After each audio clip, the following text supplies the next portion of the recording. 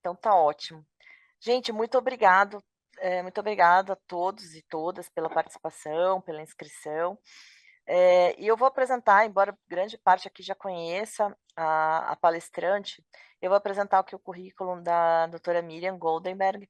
Ela é antropóloga, escritora e pesquisadora. Ela é doutora em antropologia social pelo Museu Nacional da Universidade Federal do Rio de Janeiro, a UFRJ.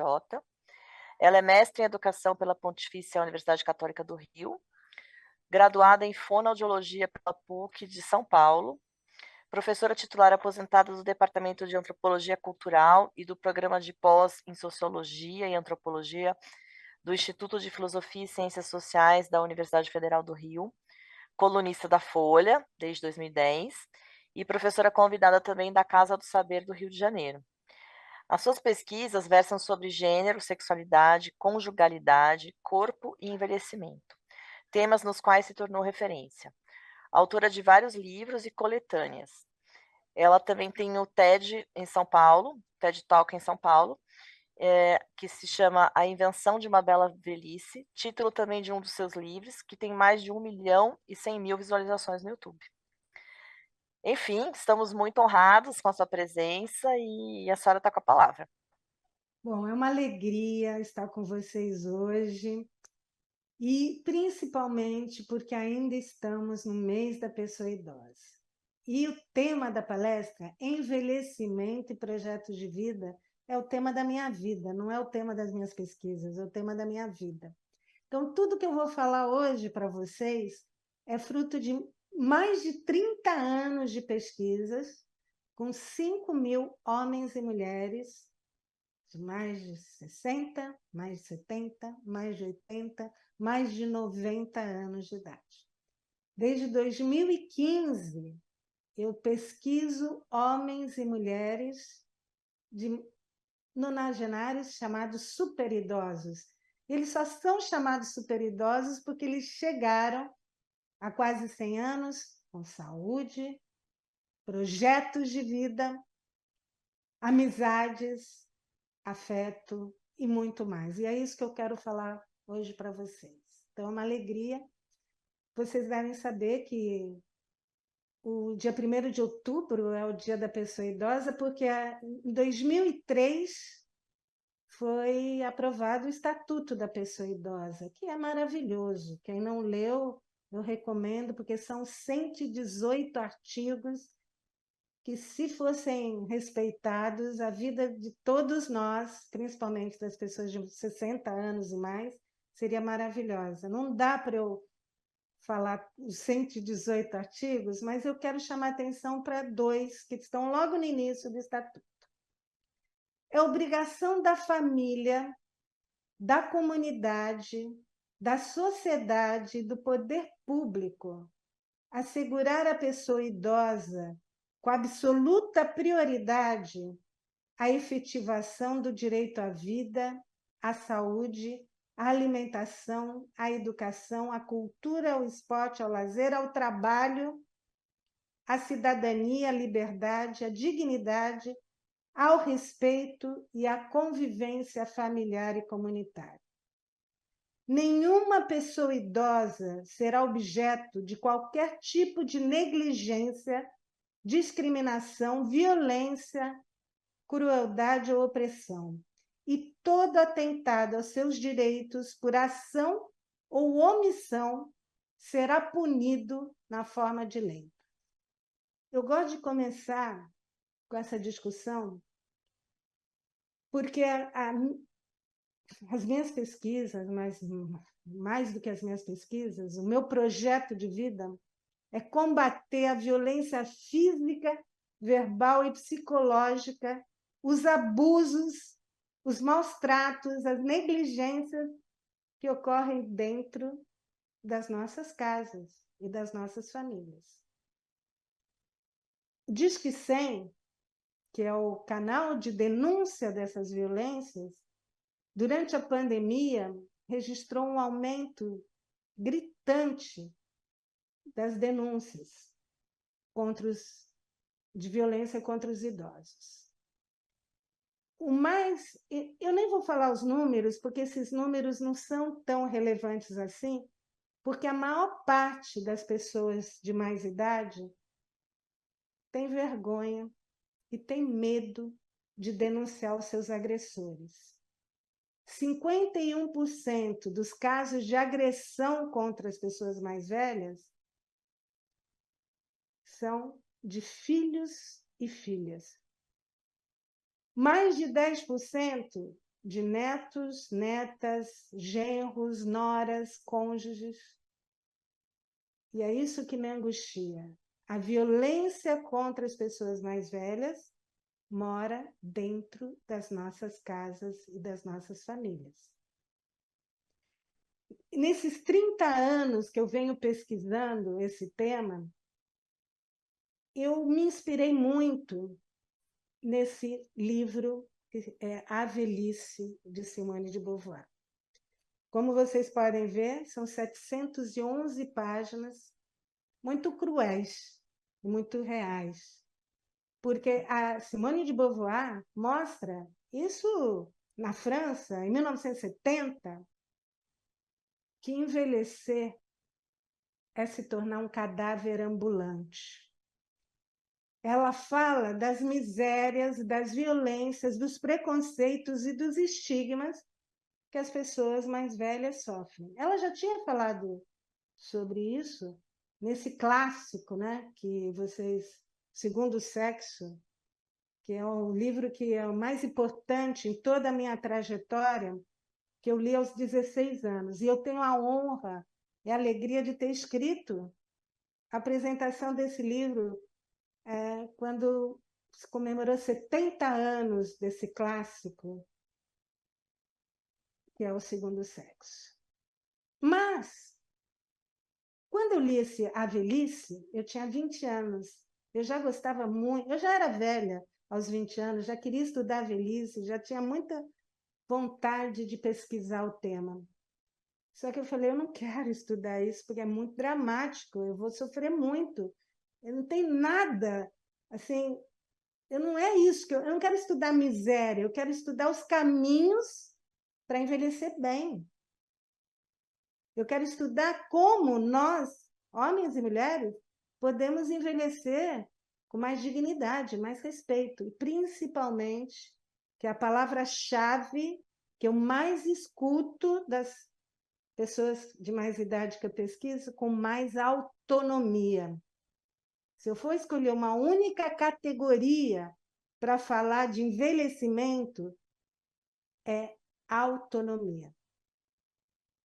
Eu li, reli dezenas de vezes, dei aulas de pós-graduação e, finalmente, eu encontrei, na própria Simone de Beauvoir, nas entrelinhas do livro, uma saída, que é o título da nossa conversa de hoje. Como envelhecer tendo um projeto de vida.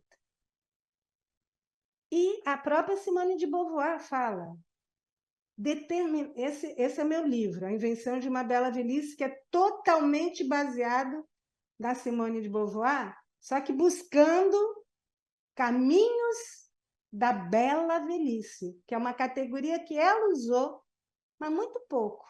Mas ela diz, existe. Determinados homens e mulheres, por terem projetos de vida e uma vida mais ativa, criativa e independente, podem ajudar a revelar os caminhos para a construção de uma bela velhice. Apesar de não serem numerosos, não são, ainda não são, mesmo na nossa sociedade, hoje, são poucos os exemplos de bela velhice, apesar de não serem tão numerosos, os seus exemplos de vida são importantes e reveladores de como é possível aprender a envelhecer de uma forma mais autônoma, digna e saudável. A primeira categoria que ela usa é a autonomia.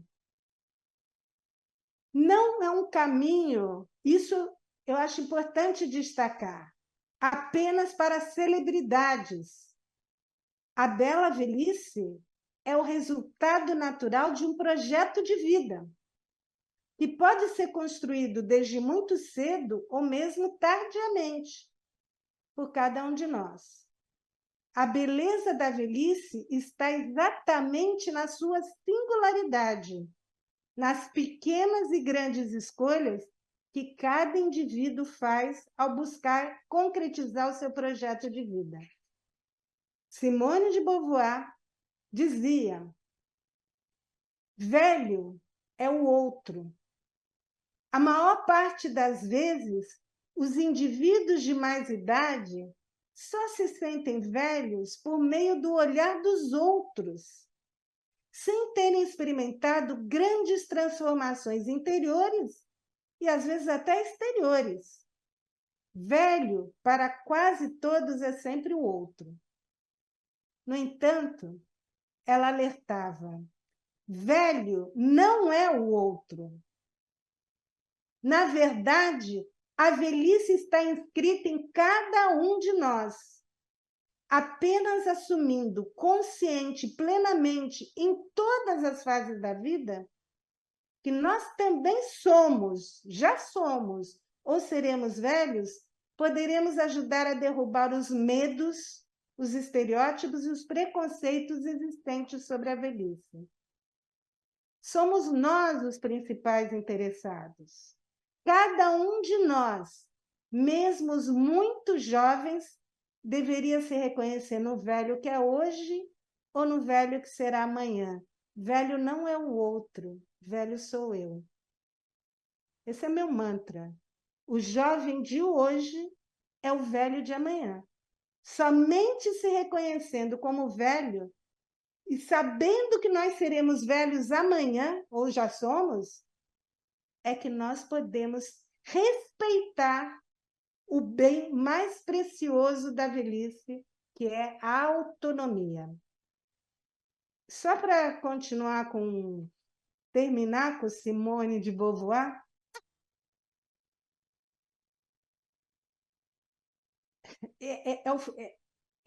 ela convoca os leitores da velhice a ajudar a romper com a conspiração de silêncio que cerca o envelhecimento. Paremos de trapacear. O sentido de nossa vida está em questão no futuro que nos espera. Não sabemos quem somos se ignorarmos quem seremos. Aquele velho, aquela velha, reconheçamos-nos neles. Isso é necessário se quisermos assumir em sua totalidade nossa condição humana. Não aceitaremos com indiferença a infelicidade da idade avançada, mas sentiremos que é algo que nos diz respeito. Somos nós os principais interessados. Isso resume a questão do envelhecimento e do projeto de vida. A Simone de Beauvoir diz que o envelhecimento é cruel. É uma fase de muita miséria, não só física e financeira, mas também cultural e simbólica. É uma fase em que as pessoas, às vezes até pessoas com saúde, com lucidez, se sentem descartáveis, inúteis, inválidas. Eu acho essa palavra tão própria, porque é o que eu escuto dos meus pesquisados. Eu me sinto uma inválida, eu sou tratada ou como uma velha descartável, ou como uma criança que não tem poder de decisão, porque, às vezes, até mesmo com o intuito de superproteger as pessoas que nós amamos, nós roubamos o bem mais precioso, que é a autonomia. Atualmente, eu estou fazendo um pós-doutorado em psicologia social, acompanhando 30 famílias de nonagenários. São 5 gerações, porque tem os nonagenários, tem seus filhos que têm 60, 70 anos, já são idosos, tem seus netos que têm 40 anos, 45 anos, tem seus bisnetos que já têm, e às vezes tem até mais. Então, eu já estou acompanhando 5 gerações. E o que os... E é interessante, porque é algo que eu tenho escrito muito na Folha de São Paulo, eu escrevo também uma coluna para a Vogue. É a primeira vez que nós temos uma geração chamada de geração sanduíche. Nós não tínhamos isso no século passado. Até recentemente, nós não tínhamos homens e mulheres de 60, 70 anos com pais vivos. É a primeira vez que isso ocorre. Nós não tínhamos pessoas de 60, 70 anos se separando e casando de novo. É o divórcio grisalho, que é alguma coisa que vem crescendo muito, não só no Brasil, mas também no Brasil. Pessoas que estão começando a vida com novo amor e já têm netos. Isso é a primeira vez que existe. Isso é uma conquista assim, social enorme. Nós estamos vivendo mais e vivendo melhor. Minha mãe morreu com 60 anos. Muitos de vocês devem ter perdido os pais com menos de 60 anos. Hoje, aos 60, uma mulher e um homem está começando a vida. Está casando de novo e já tem netos. E, ao mesmo tempo, ele está ensanduichado, porque está exprimido, porque ele também está cuidando dos pais idosos, que às vezes estão bem, estão lúcidos, e às vezes não, e precisam de mais cuidado. Estudando essas famílias, eu estou descobrindo algo incrível. Primeiro que hoje nós temos a possibilidade de viver muito mais e viver muito melhor. Nós temos mais escolhas, homens e mulheres. Apesar do medo de envelhecer, o envelhecimento tem ganhos para homens e mulheres. Eu vou falar da minha pesquisa para vocês. No entanto, junto com essa maior liberdade de escolha, vem muito mais responsabilidades. Porque essa mesma pessoa que está aqui casando de novo, cuidando dos pais, às vezes está cuidando dos filhos que estão desempregados, que está morando na casa delas, está morando, que se separou e vai com os netos morar na casa dela. Então, nós temos uma convivência muito maior e muito mais conflituosa. Porque não é fácil você ver seu pai ou sua mãe, como é o caso das pessoas que eu tenho pesquisado, com total autonomia aos 98 anos. Querendo ir ao supermercado quantas vezes quiser, querendo gastar o dinheiro como quiser, querendo encontrar os amigos do jeito que eles quiserem e tendo projetos de vida. Eu quero contar 2 casos, assim, são lindos, mas não são tão incomuns. A minha melhor amiga hoje, né? Ela tem 98 anos de idade, a Thaís. Eu a conheci em 2013, ela fazendo meu curso sobre a bela velhice na Casa do Saber, do Rio de Janeiro. E ela anotava tudo que eu falava, Terminou o curso, foram 5 aulas, e ela falou: Miriam, muito obrigada, porque eu tenho que aprender a dizer não, e você me ensinou a dizer não, porque eu tenho 9 filhos, 18 netos e 12 bisnetos, e eu não consigo dizer não. E eu preciso ter tempo para mim. E sabe o que ela começou a fazer na pandemia? Agora? Curso de italiano pelo celular. No aplicativo do celular, ela está fazendo curso de italiano e a primeira aluna, a aluna número 1 do curso, porque todos os dias, inclusive sábado e domingo, ela fica 1 ou 2 horas fazendo curso de italiano. Isso é projeto de vida. Isso é projeto de vida. E é isso que dá, eu vou falar a palavra que eles usam na minha pesquisa, isso é que dá tesão em viver, em acordar, em viver cada dia, saborear cada dia, é ter o curso. Ah, velho não sabe usar celular, velho é teimoso, velho é um peso, velho é descartável. Não. As condi... A maior parte dos velhos tem condição de viver com mais saúde, se não tiver problemas genéticos ou problemas familiares, e se tiver um mínimo de dinheiro, que não precisa ser tanto. Nenhum pesquisado meu é milionário, só um.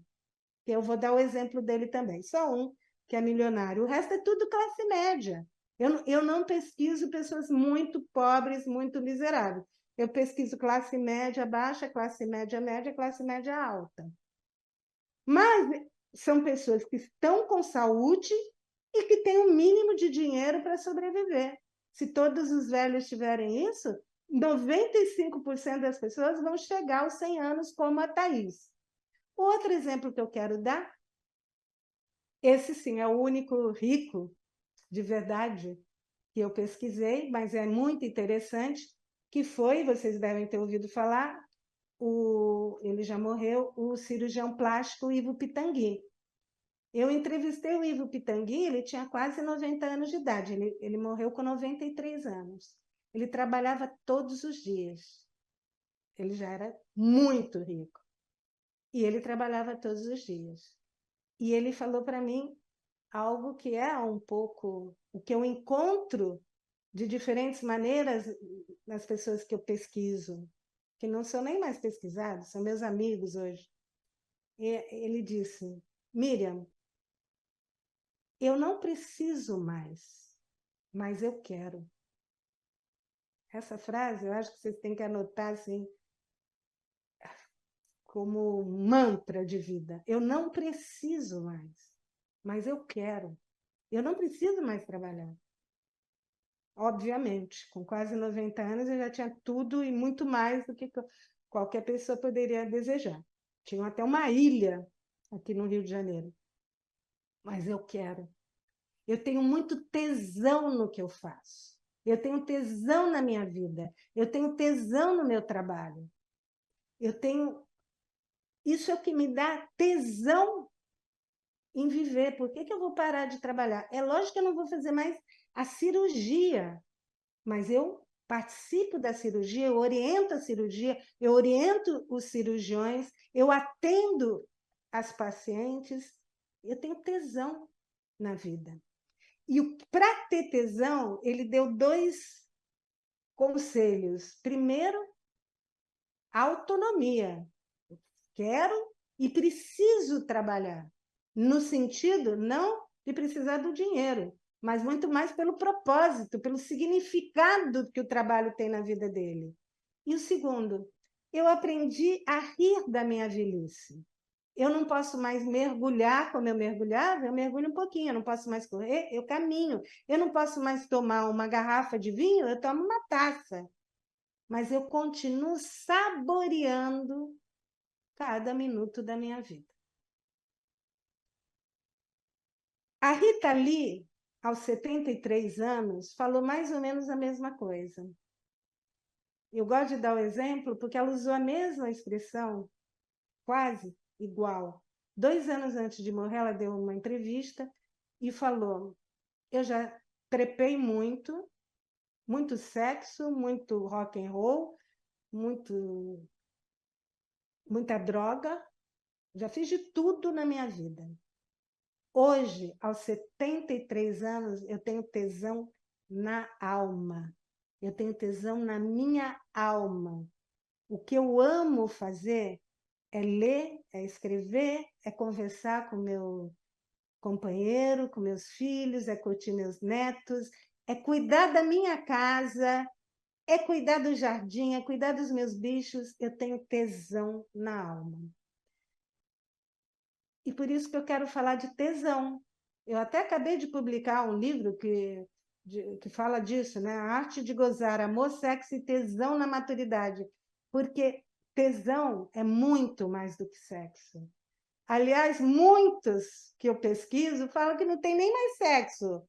Alguns têm. Tem muitas mulheres que eu tenho pesquisado, de mais de 80 anos, que estão comprando vibrador, que estão entrando em aplicativo de relacionamento, encontrando um namorado mais jovem, que estão tendo relacionamentos virtuais.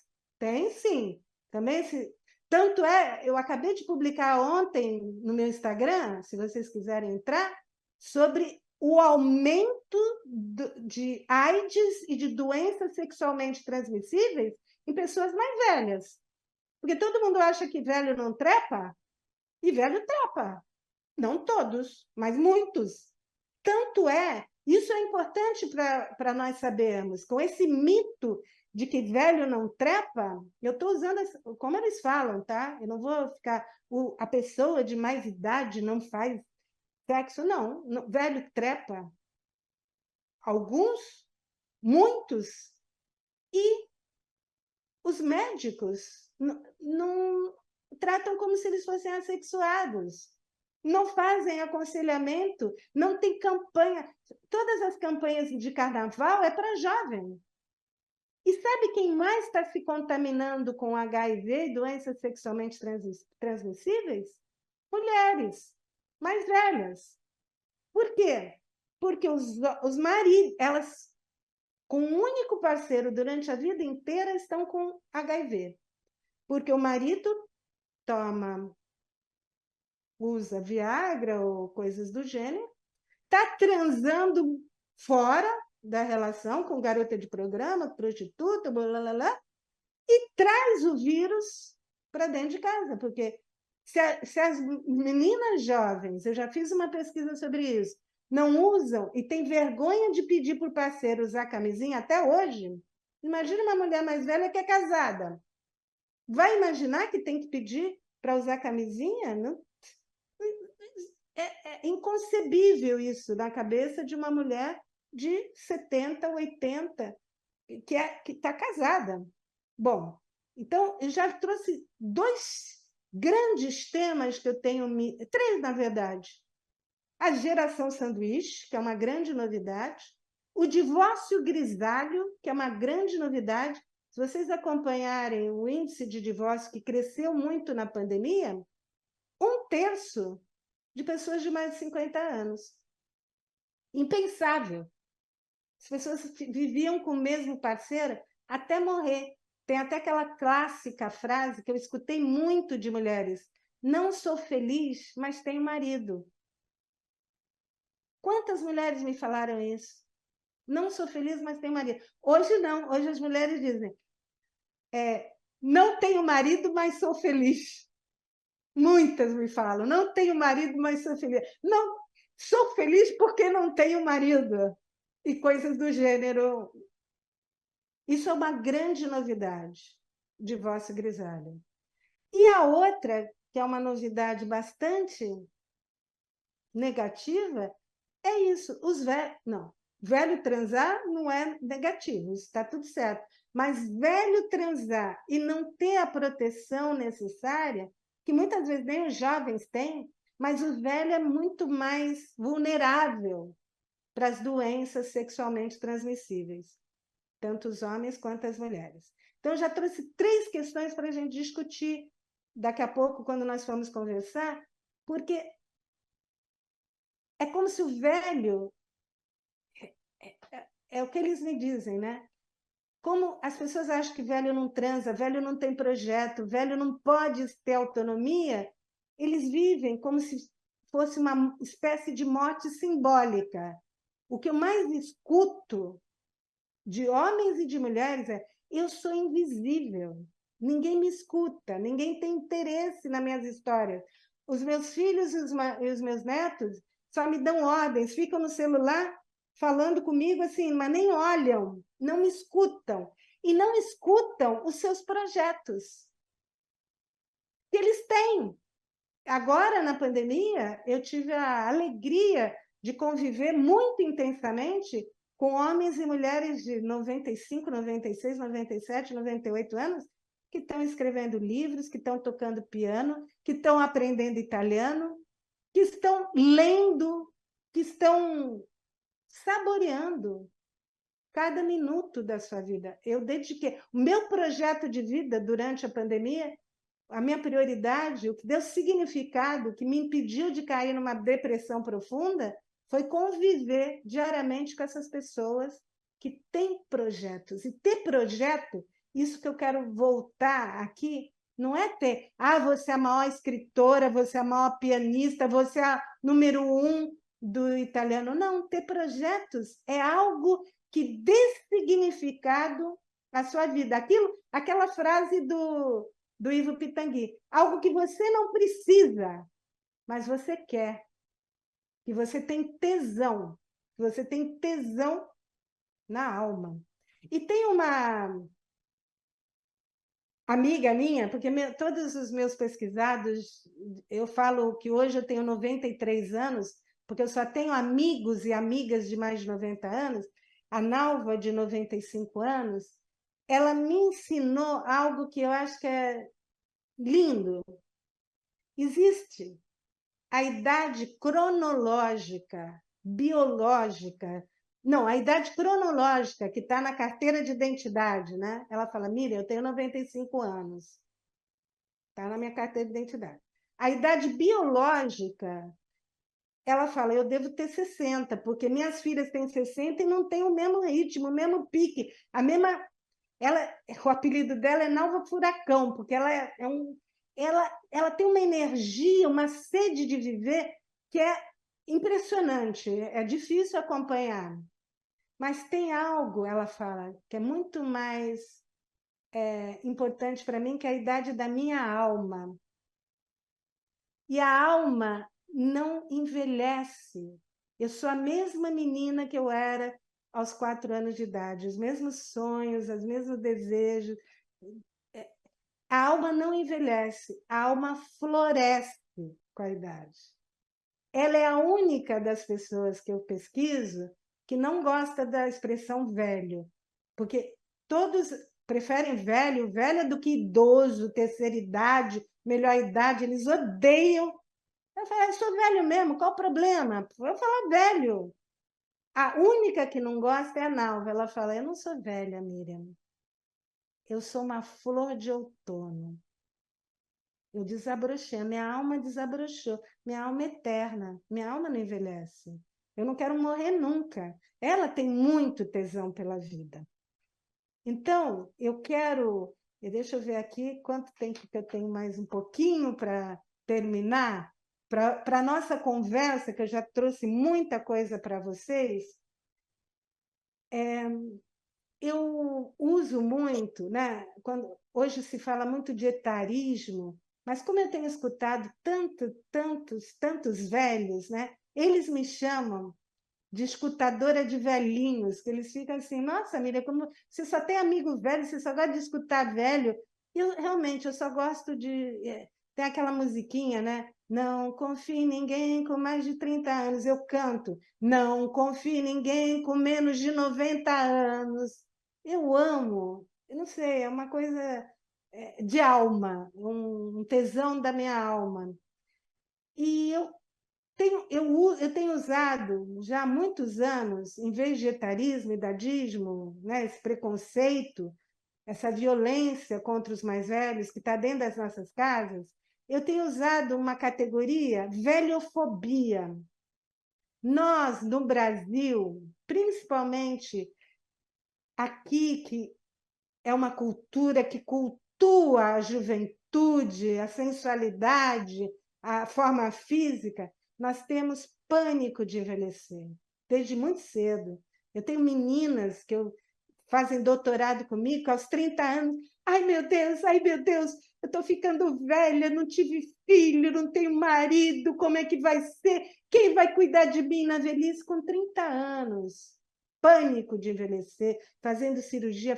Nós somos as maiores consumidoras do mundo de cirurgia plástica estética, de botox, nem vou entrar nesses dados, a não ser que vocês me peçam. Somos as mulheres do mundo que deixam de sair de casa, de trabalhar, de ir à praia, de ir a festas, quando se sentem velhas.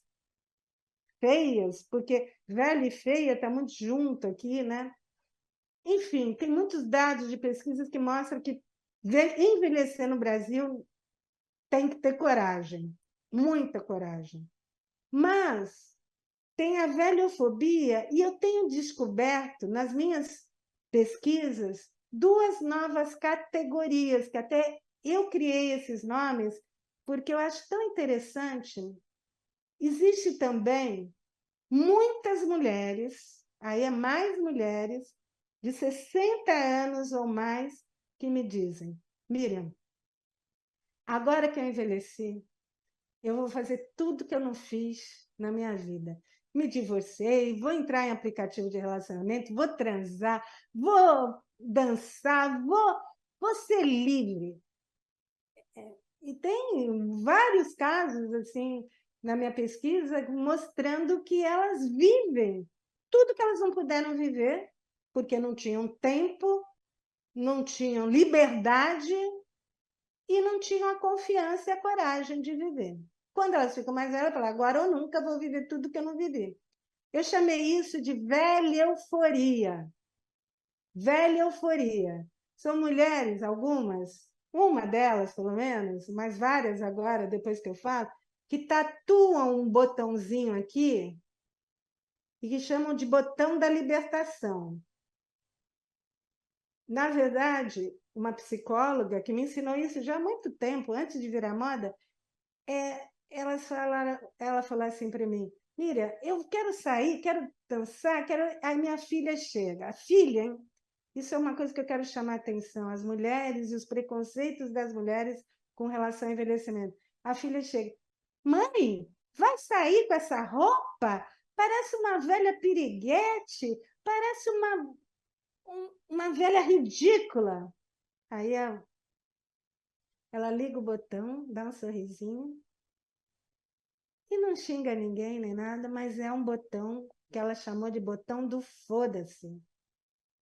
Foda-se, preconceito é teu, sabe? O etarismo é teu, o rótulo é teu, eu vou viver a minha vida. Ela não briga. Mãe, vai sair de biquíni? Tá gorda, tá? Foda-se. E esse botão, ela me ensinou, é importante para nós. Porque chega uma fase da vida, ai, não posso usar, olha, não posso usar essa blusa porque está aqui tudo caindo, não posso o pescoço, foda-se. Envelhecer é inevitável. Agora, aproveitar a vida e saborear o envelhecimento é uma escolha. É uma escolha diária, cotidiana. Ai, não vou porque meu pescoço. Ai, não vou de biquíni porque estou gorda. Foda-se. O que é mais importante? O que dá significado à sua vida? É o que os outros pensam, o olhar dos outros. Aliás, os outros não estão nem tão preocupados assim com você como você imagina.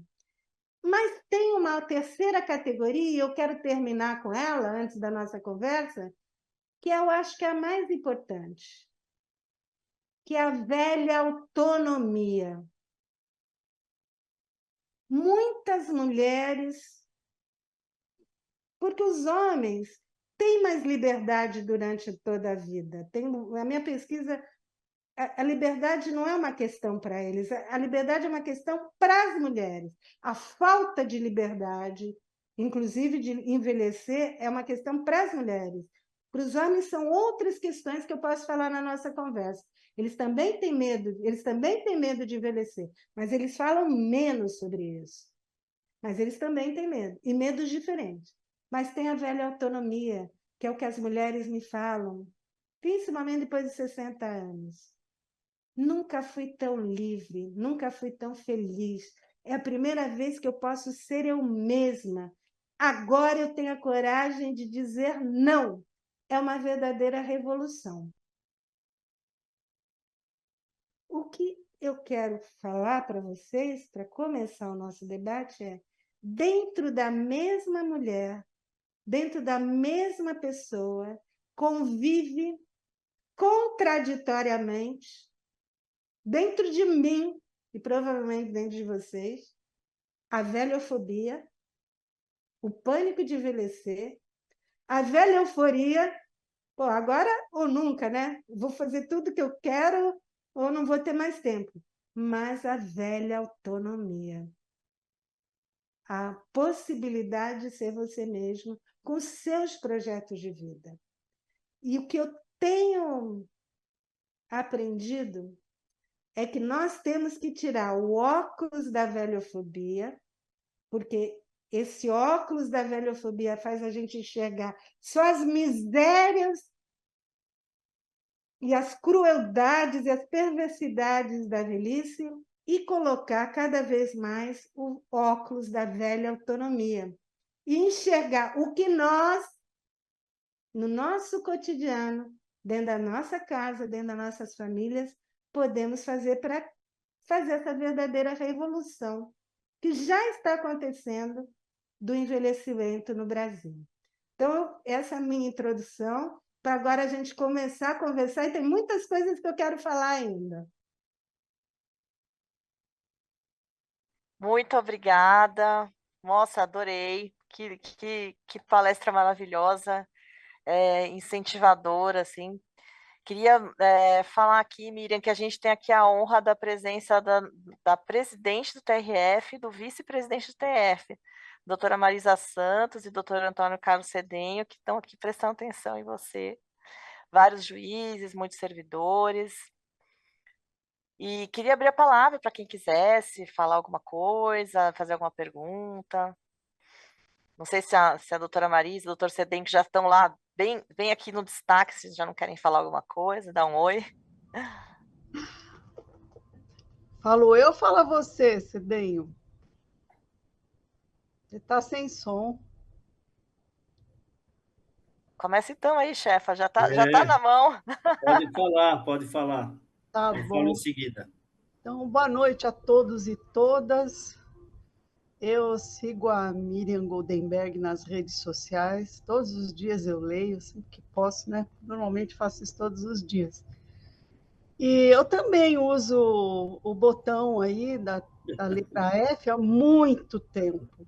Que há muito tempo eu tive que aprender a me virar sozinha, criei os meus filhos, e enfim, né? Mas eu sinto assim que apesar de ser uma pessoa, uma mulher de 68 anos, e independente há muito tempo, eu ainda vejo nos meus filhos uns comportamentos assim que não fazem muito sentido. Outro dia não, já faz um tempo, quando criaram o Pix, né?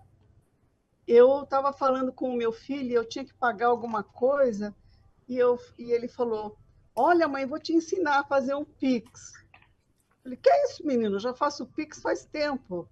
E ele ficou muito impressionado com isso. Eu falei: Mas por que eu não deveria saber como é que faz um Pix? Ele se assustou com isso. E recentemente ele se assustou porque eu fui pagar a conta lá do restaurante com o celular, né? E ele se assustou com isso. Ele falou: Peraí, mãe, essas coisas que você faz não combinam com a sua idade. Foi exatamente o que ele me disse.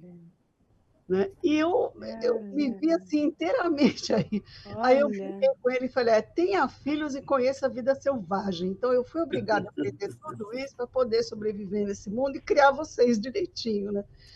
Mas eu percebo que quando uma pessoa idosa alcança um pouco mais de independência, ela é olhada pelos outros, até pela própria família, como uma esquisita, porque é assim, é como se... Quem é essa daí, né? Ela é minha mãe, tudo bem, mas ela sabe fazer Pix, ela sabe trabalhar assim, ela lida bem com as redes sociais, ela se vira, isso assusta um pouco.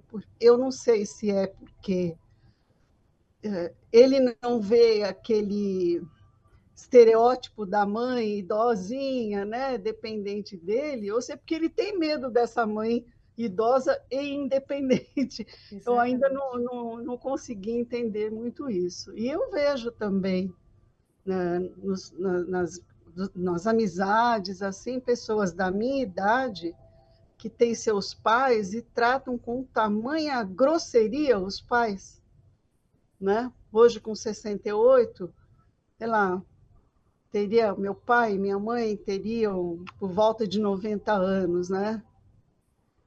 E me dói quando eu vejo isso, porque eu não os tenho mais comigo, mas quem tem trata os seus idosos assim. É E isso verdade. independe do nível de educação que tenha, tudo, eles fazem realmente isso. Mãe, cala a boca porque você está falando besteira.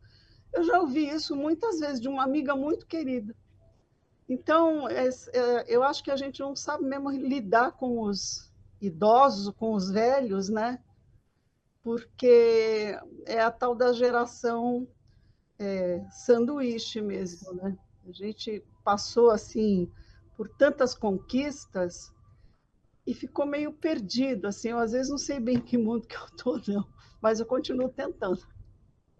Marisa, eu adorei. Eu não vou te chamar de doutora Marisa, Não, não me chame. porque você é minha amiga, então eu não vou te chamar de doutora, porque eu não chamo meus amigos de senhor, senhora, que eles odeiam. Então, Marisa, eu adorei o que você falou, porque eu acho tão importante você falar isso, você, na posição que você está, ser jovem, porque hoje, 68 anos, me desculpa, chamar de 68 anos, uma pessoa de 68 anos como você, trabalhando, fazendo de idoso, eu acho ofensivo, porque não é possível. Isso não, Mas eu sou idosa, pela lei eu sou idosa. pela lei você é, tudo bem, mas hoje, quando nós estamos vivendo 100 anos e podemos ser autônomos e você vai ser até os 100, você achar que uma pessoa de 68 não sabe fazer Pix, não sabe redes sociais, não pode namorar. Eu tenho, Marisa, mulheres de 80 anos que me mandam mensagem perguntando: Miriam, como é que eu faço para comprar aquele vibrador? Qual que é o melhor vibrador? Porque eu tô louca para comprar. Aliás, foi o produto que mais vendeu na pandemia e não foi mulher jovem nem mulher sozinha. Então, quer dizer, achar que essas mulheres, né? Eu falo mais das mulheres porque as mulheres falam mais também, né? Os homens falam, mas falam menos. Não, não tem vida, não tem autonomia para escolher, é cruel. Agora, você está fazendo a sua parte, porque isso que você mostrou é o que eu vejo dentro das nossas casas.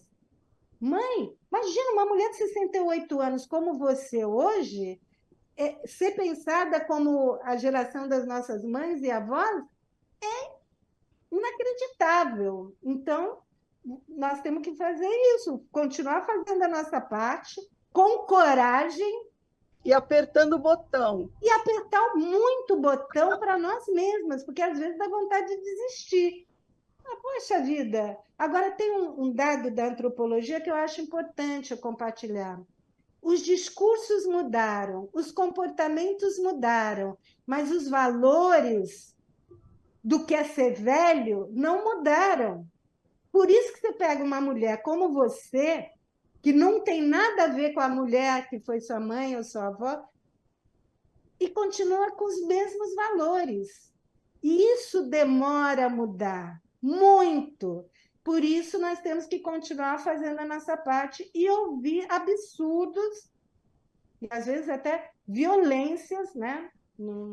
Dentro das nossas casas, e abusos, pessoas querendo controlar o dinheiro dos mais velhos, pessoas querendo controlar a ida ao supermercado dos mais velhos, porque, aliás, é um lugar que eles vão muito, eles adoram, é um lugar de autonomia, porque eles encontram os amigos. Eu conheci os meus amigos no supermercado, e os filhos, pai, 3 vezes no supermercado por dia? O que o filho tem a ver com a ida ao supermercado do pai? Se ele gosta de encontrar os amigos no supermercado. Então, eu acho que esse trabalho de formiguinha que nós fazemos é que vai fazer os valores mudarem. Espero que não ainda na nossa geração, tá, Marisa? Porque eu tenho mais ou menos a sua idade e é muito cruel nós ainda podemos nos defender, né? Mas tem muita gente que não tem essa coragem e essa possibilidade de se defender.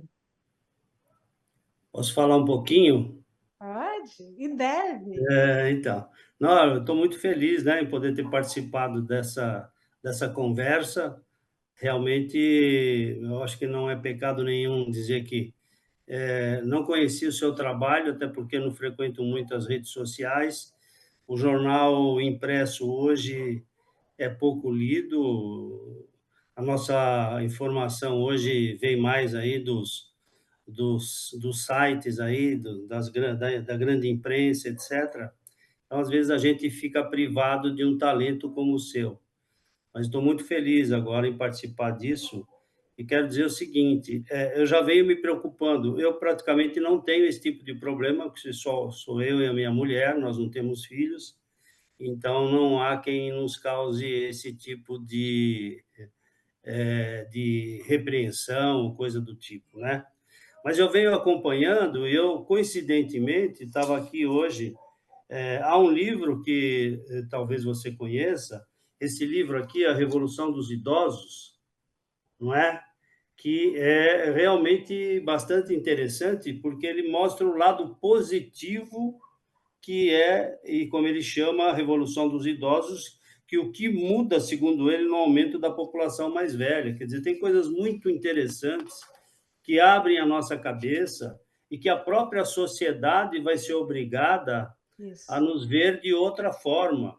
A isso. publicidade vai ter que mudar, porque nós vamos ser os maiores consumidores, não é? Eles vão se dar conta que devem ter a nossa atenção.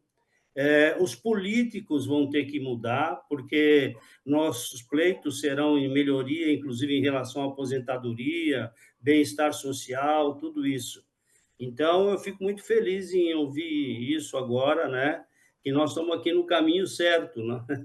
Estamos Com fazendo certeza. de tudo para ter uma velhice, né? Condizente com as nossas necessidades e com os nossos merecimentos. Isso é que é o mais importante. Os dados do censo de 2022 comprovam exatamente isso. Nós tínhamos uma pirâmide assim, hoje é assim, daqui a pouco vai ser assim.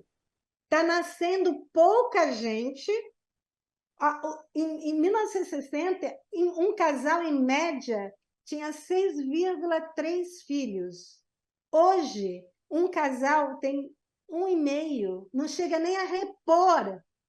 Não chega a repor. As pessoas viviam, em média, 50 anos. Hoje, em média, estamos chegando aos 80. Daqui a pouco, muito pouco, o Brasil vai ser assim. Nós, em termos mundiais, somos que estamos envelhecendo mais rapidamente.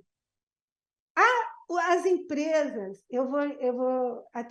como eu pesquiso isso há 30 anos, ninguém falava. Isso era um tema estigmatizado dentro da academia, do mercado. Hoje, as empresas só querem saber quem são os velhos, porque são os velhos que sustentam os mais jovens. São a aposentadoria dos mais velhos que está sustentando muitos jovens desempregados. São os velhos que, quando chegam a uma determinada idade, começam a consumir tudo que eles querem, porque eles falam, agora eu vou viver minha vida e vou usar o meu dinheiro do jeito que eu quero. Então, as empresas estão muito ligadas nisso. Os políticos também, apesar de nas eleições terem falado pouquíssimo de velho, mas eles sabem que os velhos são determinantes, até nos Estados Unidos está tendo essa discussão toda, que os velhos são determinantes nas eleições, aqui também. Então, nós estamos vivendo uma revolução. Só que os valores parece que continuam os mesmos, para falar esse absurdo que falaram para a Marisa, Pix. Imagina, quem está gastando dinheiro com Pix hoje? Quem tem dinheiro, né? Quem está recebendo aposentadoria e pagando? Então, o que eu acho também interessante, já que, né, tivemos uma fala masculina, é falar que as mulheres estão liderando essa revolução. Como elas lideraram a revolução sexual dos anos 60, elas estão liderando essa revolução porque elas querem viver essa velhice, né? essa maturidade com mais liberdade. E os homens falam pouco, mas eles têm muito medo, sabe do quê? De se aposentar, porque a aposentadoria é uma espécie de morte simbólica, porque toda a vida, todo o projeto de vida dos homens foi colocado no trabalho, a das mulheres elas diversificaram muito mais, né? Na casa, na família, nas amigas, nos cursos, os homens, a identidade masculina é muito ligada ao trabalho, então quando eles se aposentam, eles vão para casa, eles começam a beber, eles morrem mais cedo, porque eles quase não têm amigos. Eles tinham colegas de trabalho, mas eles não tinham tantos amigos. Os homens têm muito medo da impotência sexual, tanto é que o Brasil é o maior consumidor de Viagra do mundo, né? Mas também da impotência social, porque quando eles envelhecem, eles perdem um lugar de prestígio, de sucesso, de poder.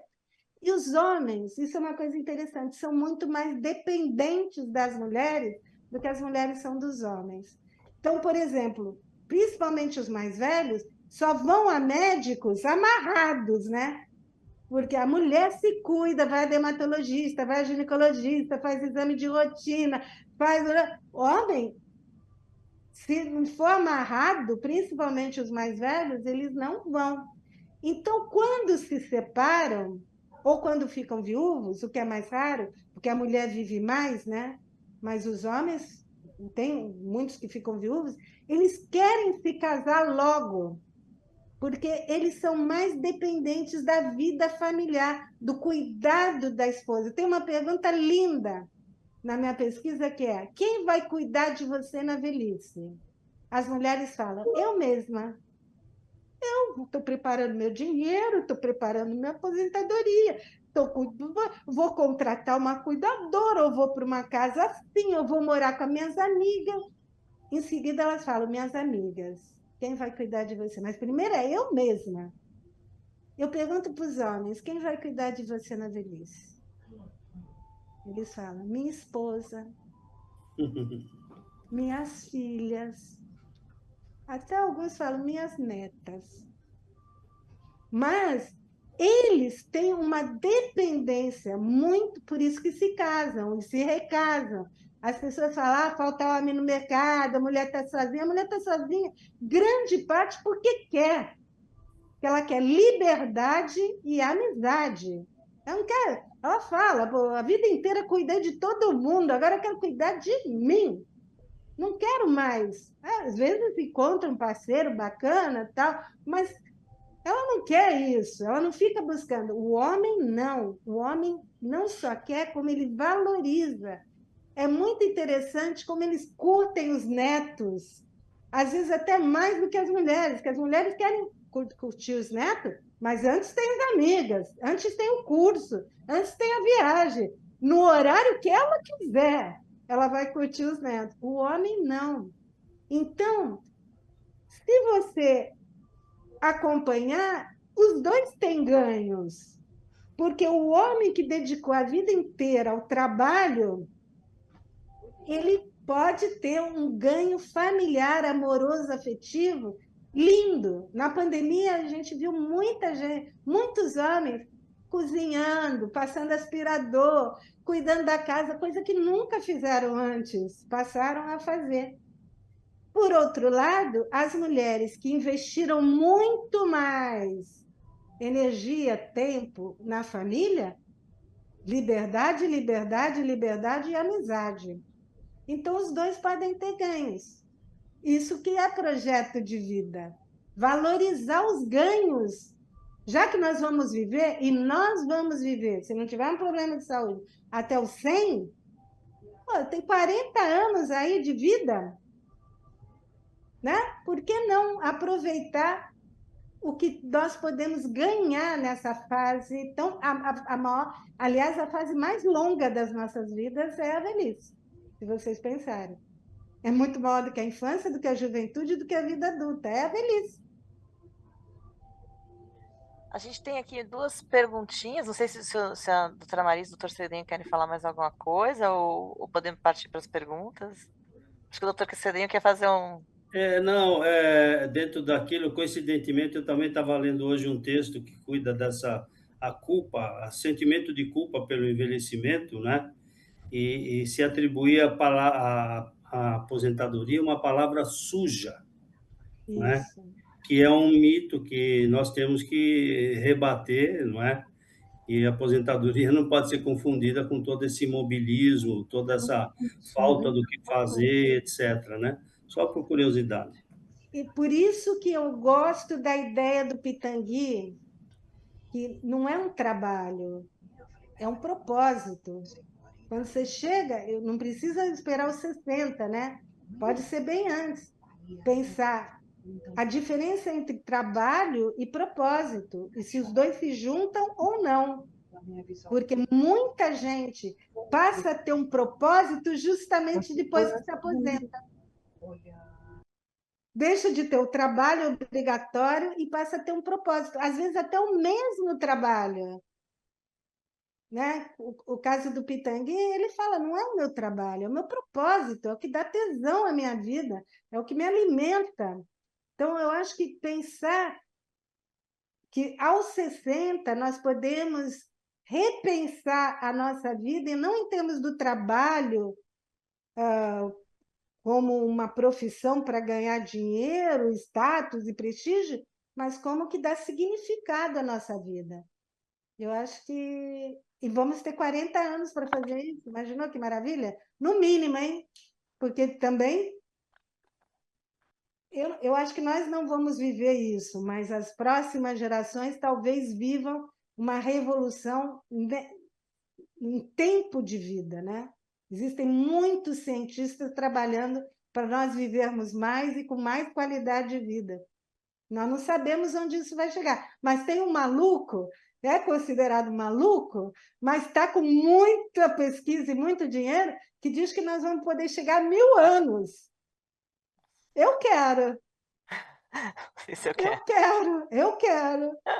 Mas eu acho que não vai ser para a nossa geração, sabe? Se acontecer, não vai ser para a nossa geração. Mas tem gente fazendo isso, hein? Tem gente trabalhando para pegar nossos genes, colocar num computador, pegar nosso cérebro, colocar num negócio que não vai envelhecer. Imagina que maravilha, 1000 anos. Eu adoraria, mas não vai ser para a minha geração.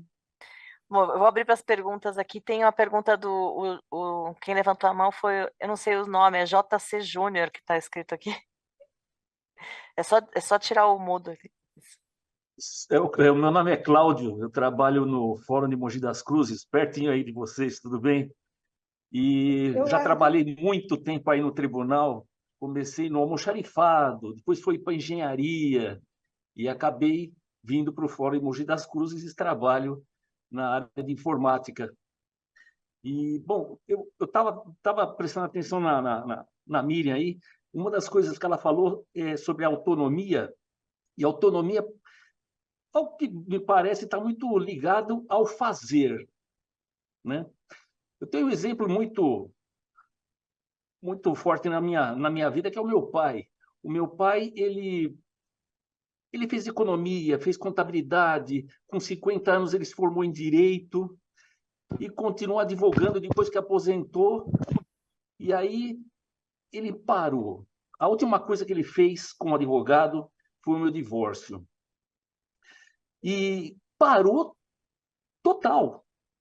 Hoje, ele fica, infelizmente, no apartamento o dia inteiro sozinho, sem fazer nada. Então, eu não quero isso para mim. Eu tenho altas discussões com ele por conta disso, mas, enfim, o que eu gostaria de deixar aí bem claro é que nós temos, eu comento aqui com o pessoal do fórum, que nós temos é quase que uma bênção de poder trabalhar até os 75 anos de idade aqui na Justiça. Né? Se quiser. E depois, ter ainda muito mais tempo para fazer outras coisas, planejando o que vai ser feito, o que já está se fazendo, né? Concomitantemente ao trabalho, todas as outras atividades que a gente tem por aí. Eu tenho 54 anos e eu brinco com o pessoal aqui, eu vou me aposentar junto com o Alexandre de Moraes. Queria estar lá junto com ele para receber, mas enfim, é isso, gente. Tá?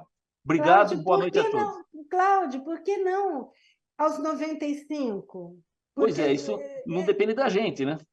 mas olha, eu vou te falar, eu já fui várias vezes a Mogi, porque eu tenho um pesquisado, que é meu amigo, que tem 99 anos em Mogi, o doutor Nobolo Mori. Ah, foi matéria de uma revista Isso, recentemente. ele é meu amigo, 99 anos, ele joga golfe Todo dia. todo dia. Eu É. fui várias vezes atrás dele, porque são 4 horas subindo e descendo o morro. E cansa, Eu não aguento. E ele, com 99 anos, 4 horas todos os dias, dirige. Ele atendia até antes da pandemia. Eu sou muito amiga dele e do filho dele, que é médico também, o Sidney Mori. E eu já fui várias vezes, porque ele é um exemplo. 99 anos, com total autonomia. Autonomia não é fazer, autonomia é escolher o que você quer fazer e fazer o que te dá tesão. O doutor Nobolo, na pandemia, não ficou um dia em casa, ele mora sozinho. Eu já fui várias vezes para... Ele mora sozinho. Ele pega o carro dele e vai jogar golfe. E tem um monte de gente que não aguenta. Jovem que joga com ele não aguenta. Então, ele fala, sabe, Cláudio, eu vou viver até os 120 anos. Ele fala, um propósito de vida dele, eu vou viver até os 120 anos. Eu acredito nisso. Vai chegar lá, viu? Eu acredito nisso. Porque, mesmo que ele não viva, ele já está vivendo os 120 anos dele plenamente. É muito lindo. Então, fica amigo dele. E por que você não aproveita e leva seu pai para assistir o jogo de golfe dele? Sabe? É uma boa pedida. Porque ele é muito... Uma coisa que eu aprendi, Cláudio, que eu quero deixar para vocês. Às vezes, os mais velhos não enxergam, porque eles vivem isolados. Os meus amigos de 98 anos falam, eu sou o último dos moicanos. Eu não tenho mais amigo, todo mundo morreu, eu estou sozinho. E eles não têm com quem conversar. Aí eu quero te dar um exemplo, Cláudio. Meu melhor amigo tem 98 anos, tá? Eu falo com eles todos os dias. 6h30, ele me liga. Quando hoje eu estou dando palestra, vai ser mais tarde. Ele ama ler, ama ler. O que nós fazemos? Ele pega os Lusíadas, porque ele é português, e lê 2 trechos para mim todos os dias. Alguns ele sabe de cor. Eu leio para ele os Lusíadas. E eu descobri, escutando ele, que ele adora cantar. Ele tem 98 anos e nunca cantou na vida. Então, ele canta todos os dias para mim. Que legal. E eu, por telefone, Cláudio. E eu canto todos os dias para ele. Muito bom. Então, às vezes, você escutando o seu pai, não falando, pai, tem que fazer isso, pai, que absurdo, pai, que é o que os filhos fazem com o intuito de proteger e de querer o bem, não fala nada, fica quieto, escuta, descobre o que ele gosta de fazer. Às vezes ele gosta de fazer uma coisa que ele tem até vergonha de admitir. Então, se você escutar, em vez de dar ordem, em vez de discutir, de achar um absurdo, ele está com quantos anos? Ele vai fazer 80 anos em janeiro. Ele é novo pra caramba. Está na flor da idade. Está na flor da idade. Se você escutar, você descobrir junto com ele o que ele ama fazer, o que ele tem tesão de fazer. Talvez ele nem saiba. É uma coisa mágica isso. Isso se inverte. Sabe outra coisa que é boa, Cláudio? Em vez de cuidar dele, ele cuidar de você. Fazer o contrário, né? Fazer o contrário. Uma coisa que eu faço com meus amigos, e é verdade, e funciona muito bem, eu estou deprimida, eu estou na merda, eu estou desesperada. Aí eu ligo para os meus amigos, eles cantam para mim, para me acalmar, eles me dão conselhos, eles cuidam de mim, eles me tiraram da depressão e eles sabem disso, porque eles cuidam de mim. Inverte a situação. Ele está com 80, ele que tem que cuidar de você, não é você dele. Então você chega, pai, estou péssimo, estou precisando, e vê um jogo lá do Doutor Nobolo para ver se eu me animo. Sabe? Você me ajuda? Você pode me ajudar? Inverte a situação. Eles têm que se sentir importantes e não inúteis, não descartáveis, sabe? Ainda mais porque ele se aposentou. Então, ele tem que se sentir importante. Meus amigos sabem que sem eles eu não estaria viva aqui agora. Pelo menos não estaria tão feliz. Eles, sem eles, eu não estaria aqui agora dessa forma. Então, você tem que inverter. Ele é que tem que cuidar de você, não você ficar dando ordem para ele. Perfeito, Miriam. Olha, obrigado pelas palavras. Já está convidada, não só você, como todos os presentes aí, a vir tomar um café aqui em Mogi, quando passarem por perto. Para Mogi, eu vou Passa sempre. aqui e toma um café com a gente. Então, você vai saber quando eu for, mas antes de eu ir, você vai inverter essa situação e me contar se funcionou ou não. Tá joia. Miriam, vou abrir para uma última pergunta, que tá o Ricardo Antônio está aqui com a mão levantada. Opa, boa noite. Boa noite. Bom, eu sou o Ricardo, por coincidência, eu trabalho na TI também, só que eu trabalho aqui em São Paulo mesmo. E, então, vendo a Miriam falar e com o assunto de rede social, me lembrei de um advogado que eu sigo nas redes sociais, que eu acho muito engraçado ele. E muitas perguntas que chegam para ele são nesse sentido.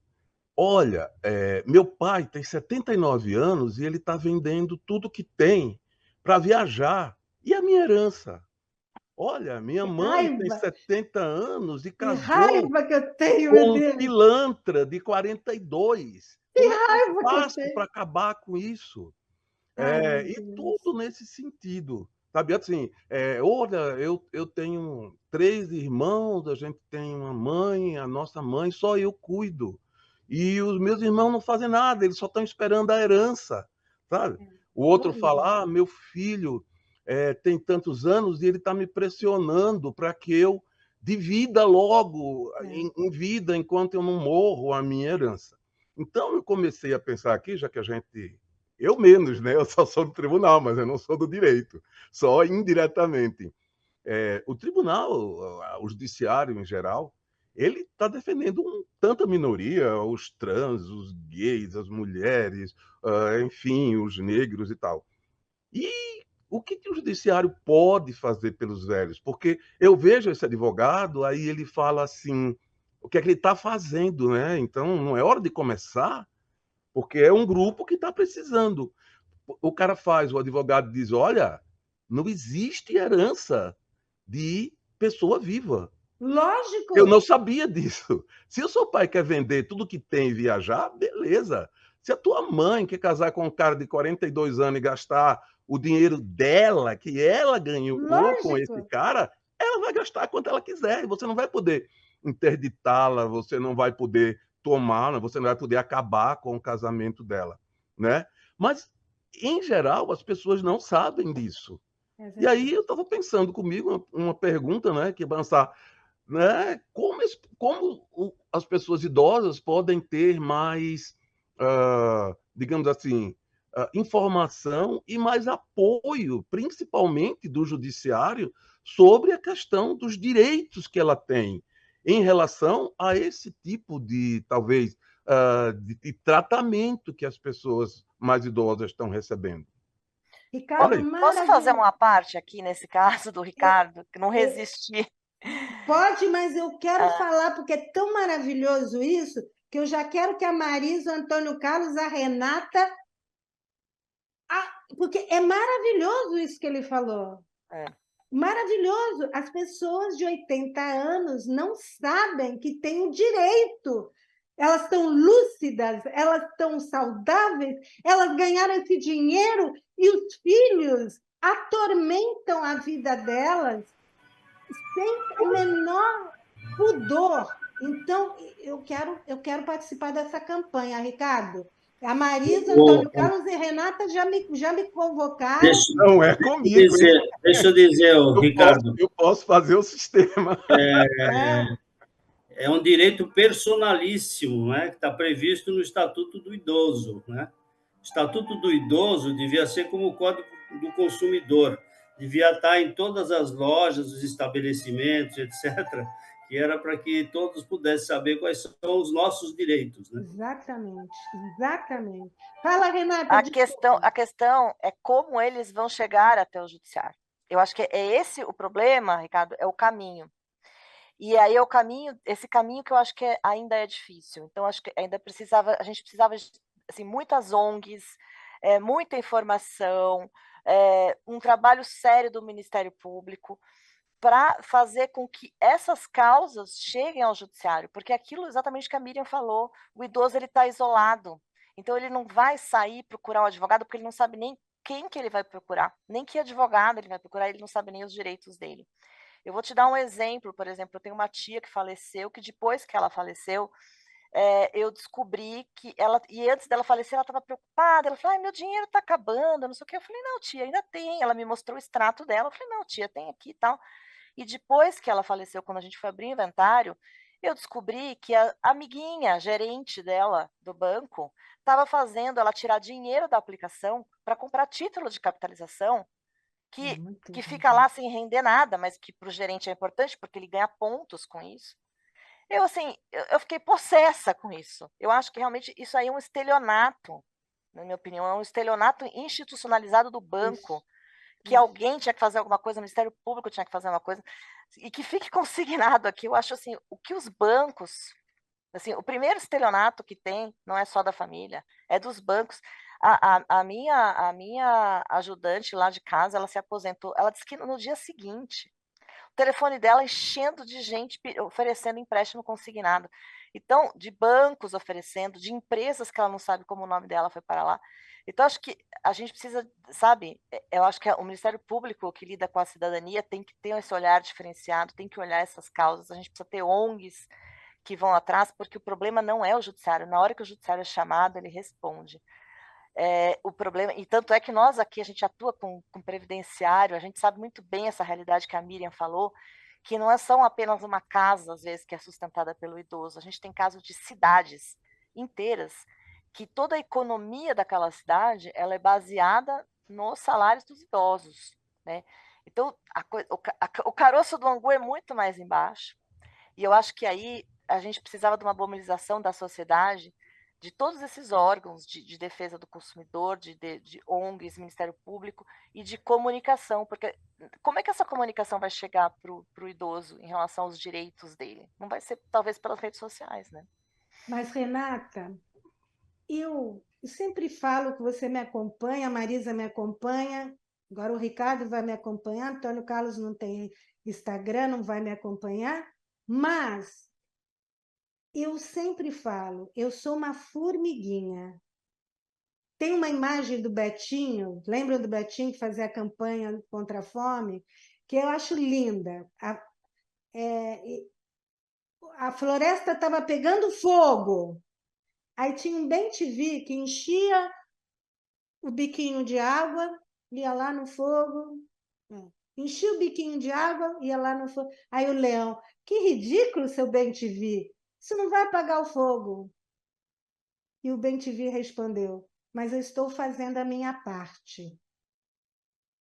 Então, eu sempre uso essa imagem, eu não acho nem que eu sou um bem-te-vi, eu sou uma formiguinha, mas vocês não são.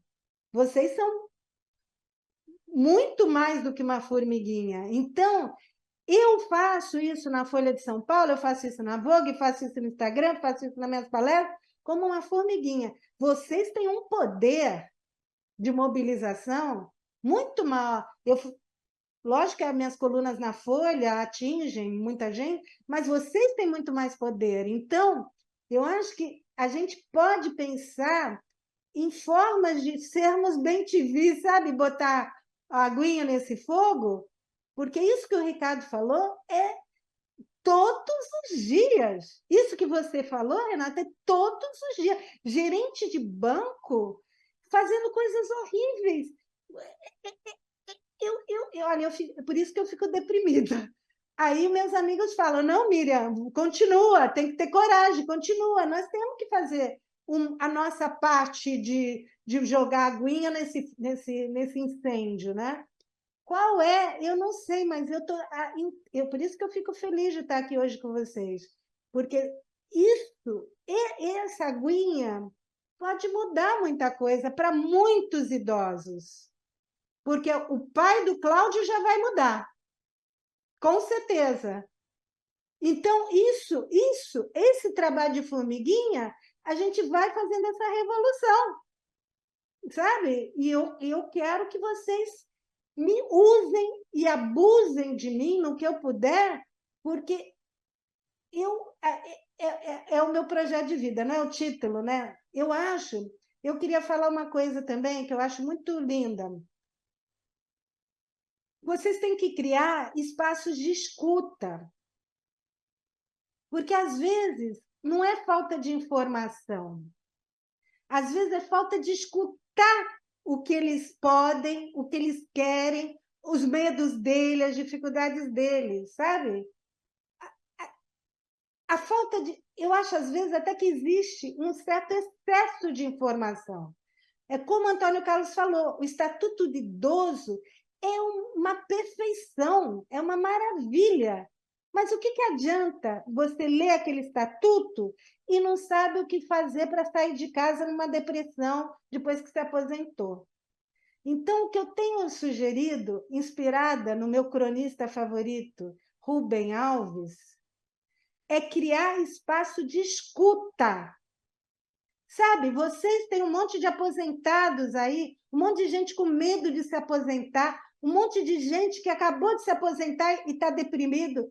Criar espaço de escuta. Deixa eu ler uma frase do Rubem Alves, só para inspirar vocês. E se vocês quiserem, depois a gente conversa, sabe? Não precisa ser nem físico o espaço de escuta. Eu faço por telefone. Dá para fazer por WhatsApp. Olha, a frase é a seguinte: amamos não a pessoa que fala bonito, mas a pessoa que escuta bonito. A arte de amar e a arte de ouvir estão intimamente ligadas.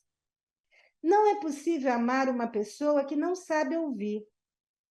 Os falantes que julgam que por sua fala bonita serão amados são os tolos. Estão condenados à solidão. Quem só fala e não sabe ouvir é um chato. Esses filhos que ficam só falando, não sabem ouvir, eu acho que são piores do que chatos. Tá? Não vou dar o nome, mas vocês já entenderam. Então, quem sabe, a partir dessa nossa conversa de hoje, vocês não precisa ser físico, não precisa ser uma coisa enorme. Mas como eu faço? Todo dia, meia hora, uma hora de escuta. Não é falta de informação. A informação já está lá. Não adianta mandar o Estatuto do Idoso, ele não vai saber o que fazer com isso. É escutar o que eles podem, querem e nem sabem o que fazer dos 60 ou dos 75, né? Que o Ricardo vai... Não, é o Cláudio que vai se aposentar com 75. Mas dos 75 até os 95. O que o Cláudio quer fazer? sabe? Escuta. Eu acho que se vocês criarem isso, vocês já estão contribuindo demais para mudar essa cruel realidade. Que legal, Miriam. Infelizmente, a gente ultrapassou aqui um pouquinho o horário, mas eu preciso que você me faça uma promessa. Eu faço, já fiz, hein? Que você vai voltar, pelo amor de Deus, porque Ah. assim, a gente vê pelas carinhas que tá todo mundo adorando, acho que você superou a expectativa de todo mundo. Essa 1 hora que virou 1 hora e meia, assim, foi pouco, a gente quer mais. E agora que já deu certo aí o match, que já sabemos o caminho das pedras, a gente precisa da sua promessa que você vai voltar para falar com a gente, porque a gente sai daqui, eu acho que eu posso falar por todos, só de ver as carinhas aqui, eu acho que eu posso falar de todos, que a gente sai daqui com o coração acalentado. Então, agradeço demais, não sei se Eu os... quero falar, né? Ah, sim. Renata, olha a minha carinha. Renata, eu fico profundamente emocionada, porque isso é a minha vida. Eu não sou uma pesquisadora, ou não sou apenas uma pesquisadora, uma estudiosa, não. Eu sou uma militante apaixonada e, muito mobilizada. A minha vida é essa. Então, quando eu encontro parceiros, cúmplices, né, bem-te-vis e formiguinhas, como eu encontrei hoje aqui, e os depoimentos foram lindos. Eu nem Marisa, o Antônio Carlos, o Cláudio, o Ricardo e o seu, e todo mundo que esteve aqui presente, eu saio com muito tesão na minha alma, com muito tesão na minha vida e com muito tesão pelo meu projeto de vida. Então, eu agradeço de coração essa possibilidade de vocês me provarem que vale a pena. E tem que ter coragem, tem que ter coragem. Muito obrigada. Assim, o chat está bombando aqui de agradecimentos, de elogios. Chefinha, quer finalizar, chefinha? Deixa para a chefinha finalizar, então. Ela fala chefinha por causa do meu tamanho. Ah, é porque ela é baixinha, mas ela é chefinha, nossa chefinha, né?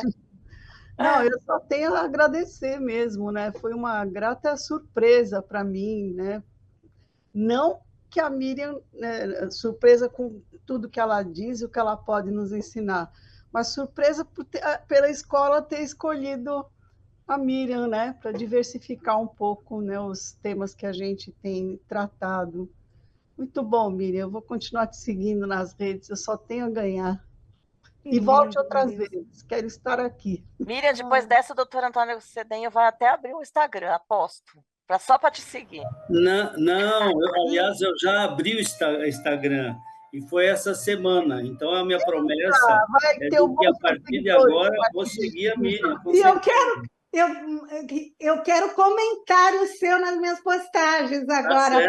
Eu fiz a promessa para a Renata que eu vou voltar, que eu vou estar junto de vocês. Estou felicíssima de conhecer vocês, mas agora eu quero que a gente continue, porque nós juntos, eu acredito nisso, nós juntos somos muito poderosos, muito. Muita gente precisa da gente. Sim. Verdade. Estamos juntos. Eu sempre termino as minhas postagens assim, ó. Estamos juntos. Estamos juntos. Beijo, Miriam. Obrigada. Até breve, viu? Foi uma alegria, um prazer enorme estar com vocês. Até breve.